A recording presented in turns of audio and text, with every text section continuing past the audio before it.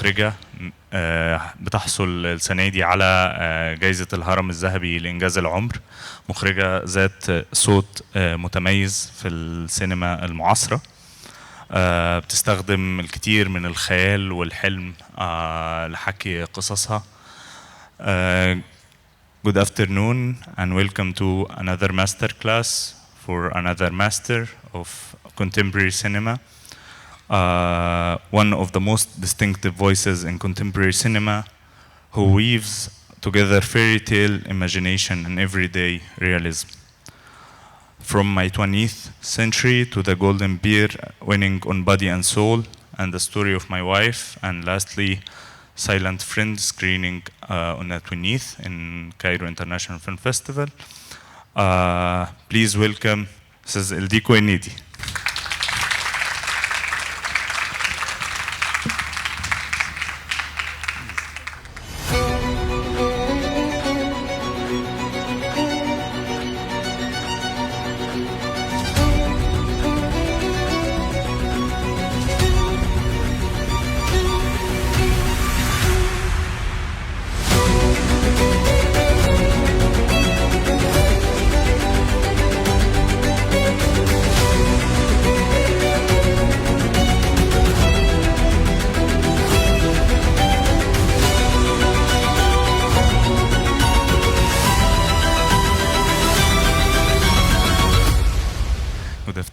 How are you?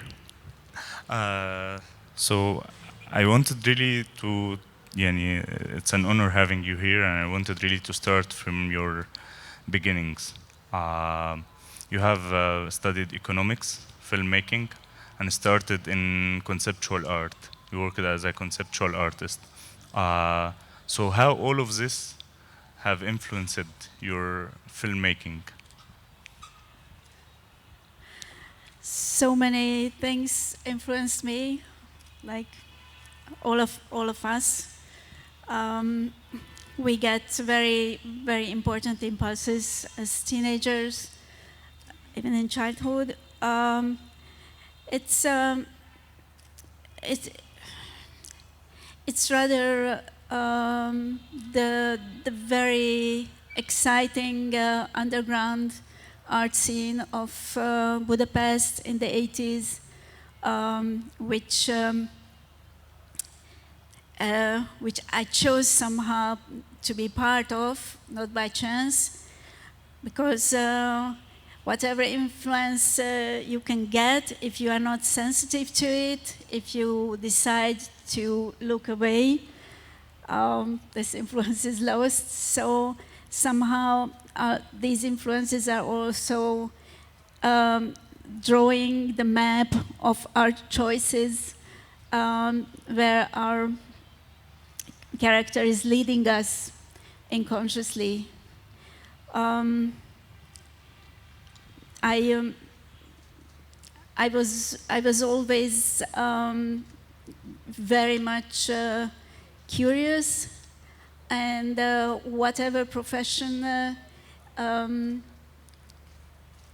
worked with curiosity, science, for example, natural science, which is, in fact, it's far from filmmaking, but it's a source of inspiration for me for many years, really, from my teenage times.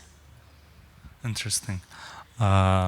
And also there is something distinctive, I have to say that, like, by the book written by my colleague Ahmed Azzat Amir about you. I don't know if he's here or not yet. Okay. He noted a very important note that Hungarian cinema in general at the time where you started was very bleak, very pessimist in a way. But your films tend to have a different point of view, a different voice. Can you elaborate on this? Well, also very instinctively, also because I'm a bit socially awkward, and it defended me of many things, actually. I'm thankful to that, even if it makes life sometimes difficult. Anyway, somehow I just followed my path. My culture, my education, of course, is rooted in the Hungarian culture, in the European culture, but somehow it was a more personal path. Some years ago, appeared a book about some filmmakers, Hungarian filmmakers, after '89, and the chapter for me was the outsider, no, the outlier. So somehow it never really was a special Hungarian cinema, Eastern European cinema, what I did. Not because I decided, I just followed my curiosity. And you are right that in my films there are all sorts of people, very, very imperfect people, but everyone is good. Because I think with very, very few exceptions, I think all of us, we are basically good people. Yeah, okay. Following up on this, you always have to find a way to link opposites in some sense. Like the two sisters in my 20th century, you bring humans and non-humans. You are not even human-centric. You in your work, you tend to connect opposites and doubles. And is this somehow related to being like growing up in a very polarized world? Growing up In a very polarized world?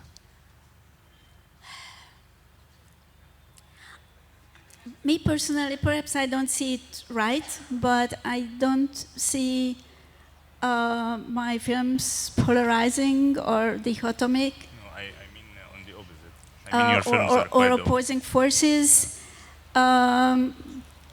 In most films, there are the goods and the bads, and we are rooting for one. In my films, you should root for everyone, actually. And also those sort of barriers, which are quite common. This is nature, this is human territory, or these are animals, these are humans, or for example, just to connect with the title of the master class, this is reality, this is imagination. Yeah. I perceive this like a fluid, coherent one. I don't divide it. And to tell the truth, I truly believe that in our instinctive way of functioning in the everyday life, we don't divide it.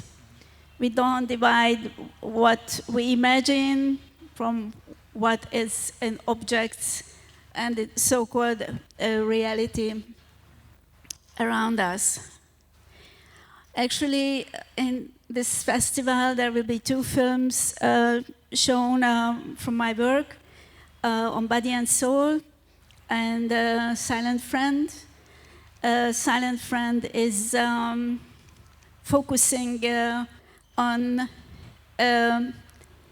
plant-human relationships, humans changing perspective of the kingdom of plants, and this sort of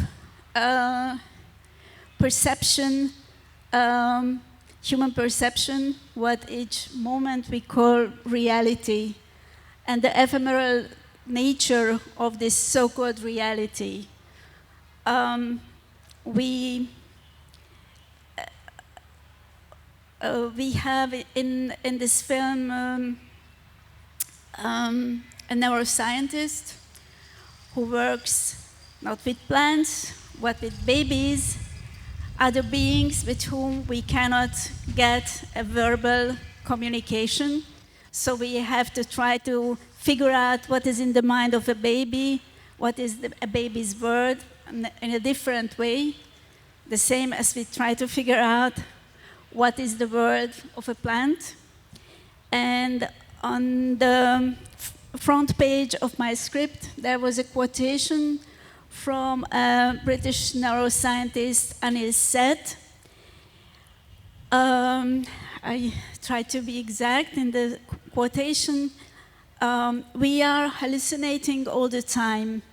When we agree on our hallucinations, we call it reality. It somehow summarizes how I felt from my childhood. Okay. Yeah, that's very interesting, and I think like being also like nature plays a very specific role in your films as well. In Silent Friend, we have like the tree connecting the three stories. On Body and Soul, we have the forest. You always tend to start the films with natural places as well. Well, exactly because I don't feel such a big gap. Mm-hmm. At the same time, I'm not an instinctive animal lover. Until my kids begged me, I never had a pet. I am not someone with green thumbs. I am not a genius with plants at all. I am living in the middle of a big town, and I am truly thankful to the few potted plants who decided to survive in our household. So somehow it is not an instinctively given thing to me. I just acknowledge them, and also from my childhood, and it was a quite natural process, as equals.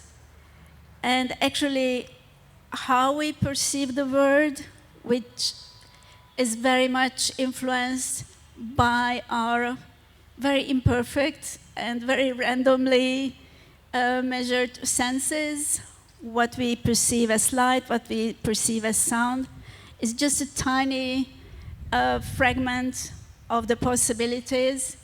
So my human perspective, my human perception, for me, it was always something randomly given and not representing something like the default.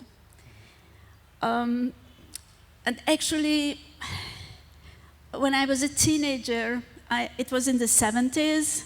So the 70s was a period of experimentation, of opening new channels of communication, experimenting also with our senses, with psychedelics, but just with the simple things to walk barefoot in the grass, to what we ate, how we connected. It was really a wonderful or the naive period when you had the belief that you can redefine how you exist in the world without confrontation, and with taking in consideration the other. And that was also the period of the first wave of plant experiments. They were quite naive sometimes. The first sensors were lie detectors. And the sensors were quite primitive. Nevertheless, the results of these experiments, like the basic ones, are valid until today. And again,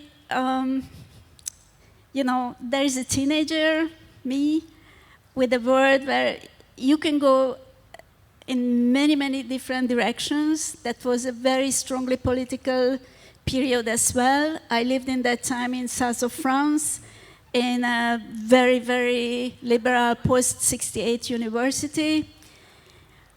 And I could go in so many ways, so many directions. I became passionate by these plant experiments. So that was one, and the film club was the other. Okay. And not the political movements, for example.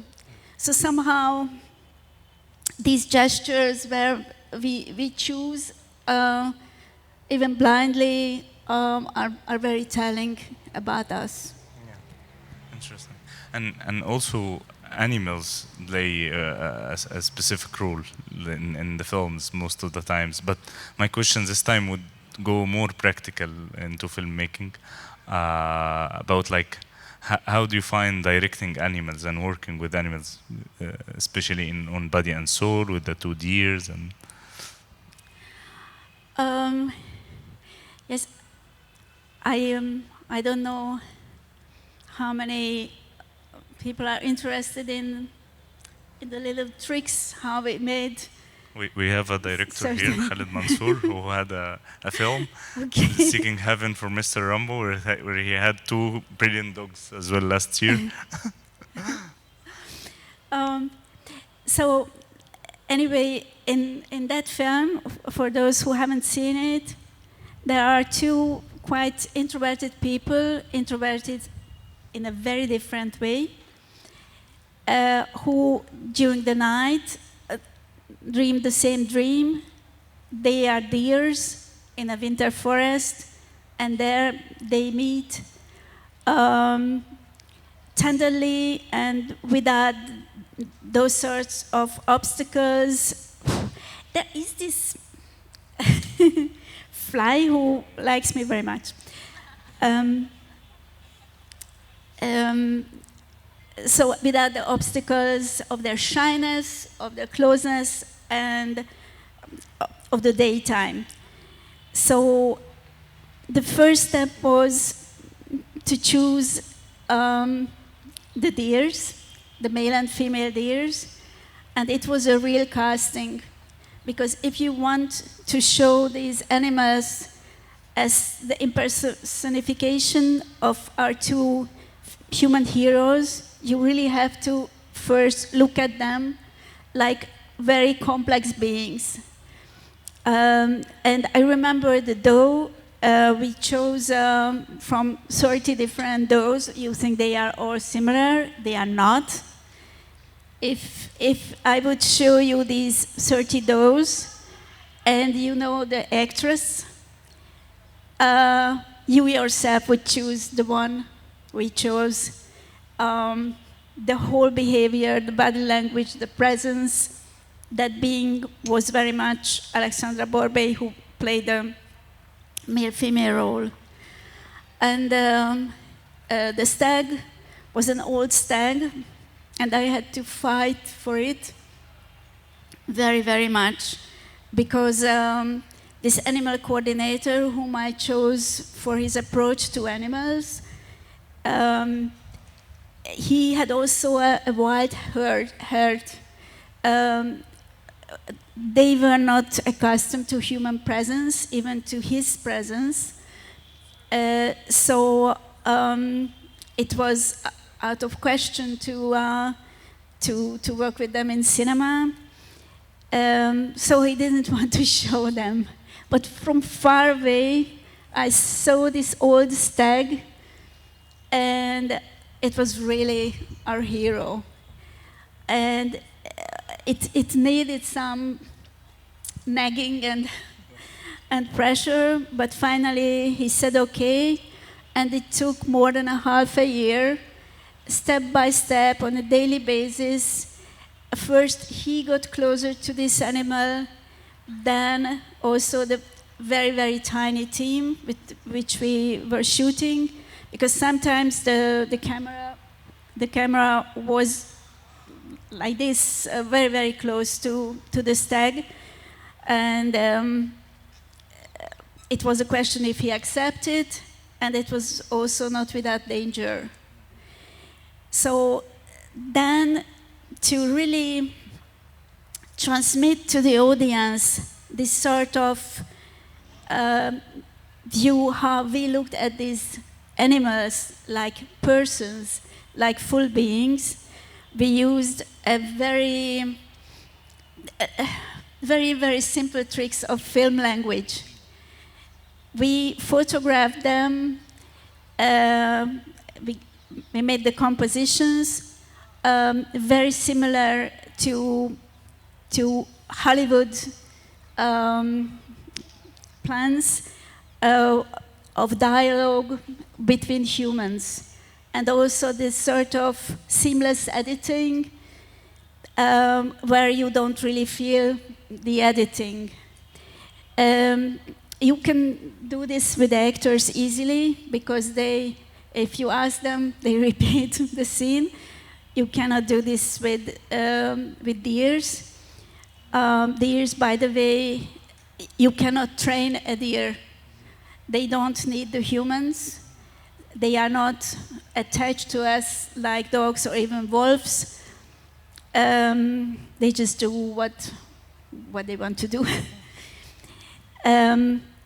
So actually, we just had 2 cameras, one with a wide lens, another with a closer, and we had the 2 cameras side by side, very close to each other. And then, in the middle of the movement, we could cut from one to the other. It immediately, without realizing, in the spectator creates the feeling that I am seeing now humans, I mean full people, full personalities reacting to each other. So this is a very primitive thing to do, but it's extremely helping the involvement of the audience. The other is the use of over-the-shoulder. When you have the over-the-shoulder, you immediately feel that there is a very strong connection between the 2 parties being face-to-face. So even we shot fully in the forest, fully outside. We made, with a piece of green cloth, some over-the-shoulders, which we could position. And immediately, it became a conversation between the 2 animals, as if it would have been a conversation between 2 humans. And we have 2 human heroes, and there, when we show them the first time, when they are separated yet, and we are just observing them, who are these very weird 2 creatures, then we use the inverse. We film them through the window, wide shots, observing them, not being with them, no way of handheld following them. It was like a nature film showing these beings in their natural habitat. So I can have a long list. It just shows that in filmmaking, I very often compare it to agriculture, where you really do not have nothing similar in shape, in behavior between the seed and, for example, a grown tomato.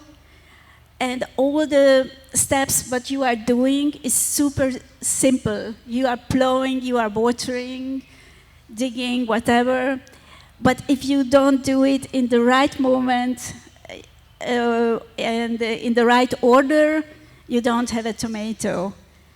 So somehow again and again, I am amazed by this sort of beauty of our profession, that from totally and shamelessly simple decisions, you can create something not at all simple and quite delicate. That's very interesting. I would go back to the idea of the shared dream, and like I would like to know about your process of like bringing the ideas, يعني, especially the writing, because there are several ways of like writers. So can you please tell us more about like your writing process? Well, I write alone, and it's not always easy, and I envy deeply those filmmakers who have a partner. It never worked for me. Every project is very different, and also the writing process is very different.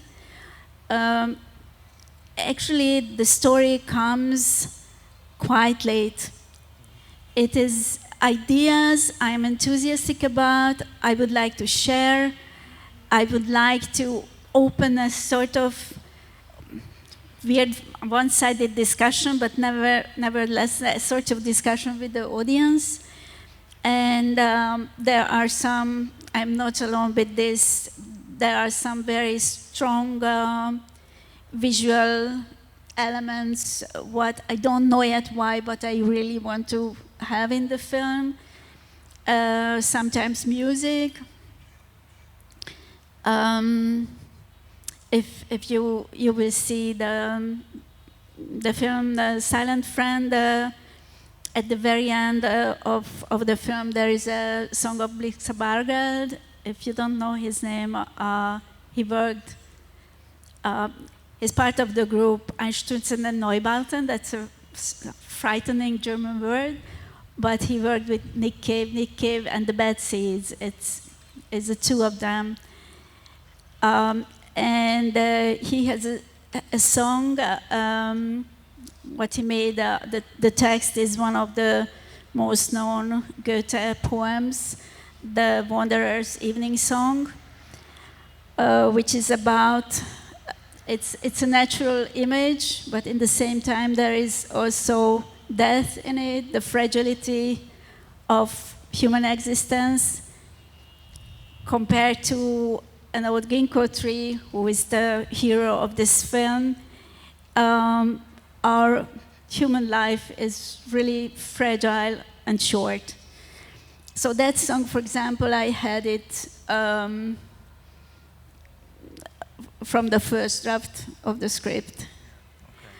And sometimes it's, in the case of On Body and Soul, it was a sort of rush of very, very strong and clear ideas. I wrote the first version in a bit more than 2 weeks. And in other films, it is, the minimum is 1 year, and a lots of research, and I adore the research phase. Yeah. And okay, that's very interesting. But I also would like to know more about like your casting process as well. You work with professional and non-professional actors, and in case of On Body and Soul, you had both on location, and you already talked about like casting the animals, which is very interesting. So if you can talk about like casting the actors, working with them, you have like a very specific way of like directing them, or you give them their kind of time as well, just like you do with the 2 years, or it's different? Already worked in several films, big American productions, and the Stag. I just said that it was the first, and there we had to, because as I said, you cannot train a deer. We had to create an environment where hopefully certain things happen. Yeah. And we had to be alert, to be ready with the camera, but in the same time, they feel the tension, they feel the expectation. They don't like it. So somehow it was a very weird sort of group meditation in the middle of a frozen forest. And then accepting what they proposed to us and go with it. And I had a wonderful partner in it, Mate Herboy, the cinematographer, who with his seventh sense just felt when something will happen and could film it. With an amateur, it is not much different. Of course, the communication is easier, but first of all, you have to know the person. You have to know the natural limits of the person, what doesn't feel natural for him, what is out of his comfort zone, because there he will be clueless. He will start to act, and he can't act. He's not an actor. It's a beautiful and very demanding profession, what someone learns for years. So you create the framework, and first of all, the two of you just communicate like normal people communicate. And with the professional actors, the communication is the same. Creating safety is the same. You can just know that they have a lot of resource. And before entering the set, before starting the shoot, it is really good in a work together, with rehearsals or just spending time together, to really find these secret resources. And I'm generally quite thrilled if I can offer to an actor, a professional actor, something he or she never did. Because they are thrilled as well. Because then they are testing themselves and experimenting with themselves and discovering something what they didn't even know exists in them, but perhaps I saw it in them. So it's a beautiful common adventure of discovery. It is quite tricky to have amateur and professional actors together, and there I generally work with them separately, and it's generally much more demanding for the professional one, because they are used also in film, also in theater, to give energy to the partner and get energy from the partner. And here with an amateur, not because they don't want to, but they really can't, they don't give energy. So the professional one is all alone. So somehow you have to support them very, very differently. Yes, especially that there are some scenes where it's not like much of a dialogue. It's like the two of them, for example, the two protagonists, the two human protagonists on Bunny and So, when they are handing each other the letters. It's kind of a silent scene, though it's very dynamic in some sense, but it ends in one sentence line. So I wanted really to ask you about the dialogue. What do you think of the dialogue? How do you think of it while writing it? Do you do a lot of editing to it?